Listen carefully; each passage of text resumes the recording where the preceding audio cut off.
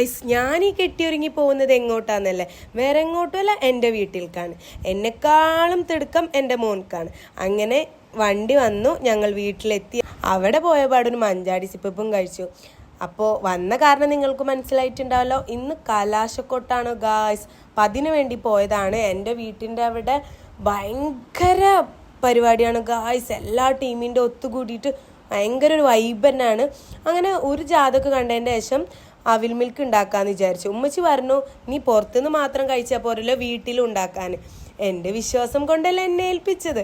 അങ്ങനെ ഞാൻ അവിൽ മിൽക്ക് ഉണ്ടാക്കാമെന്ന് വിചാരിച്ചു.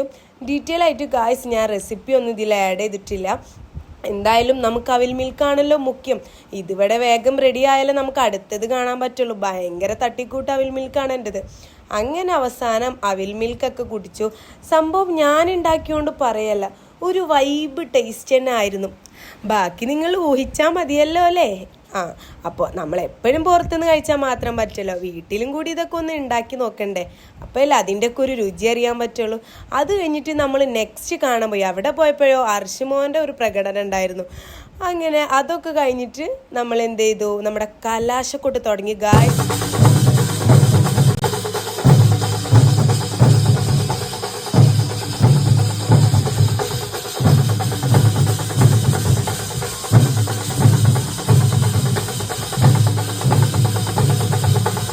അപ്പോൾ ഉമ്മ ചോദിച്ചു, ചായ കുടിക്കാൻ, നിനക്ക് എന്താ ചായക്ക് വേണ്ടതെന്ന് ചോദിച്ചു. അപ്പം ഞാൻ പറഞ്ഞു, എനിക്ക് എൻ്റെ ബ്രെഡ് പൊരിച്ചാൽ മതി, അതാണ് എൻ്റെ ഫേവറേറ്റ്. അപ്പോൾ ഉമ്മച്ചി പറഞ്ഞു, മോൾ തന്നെ ഉണ്ടാക്കുക, അപ്പോഴാണ് അതിൻ്റെ ഒരു ടേസ്റ്റ്.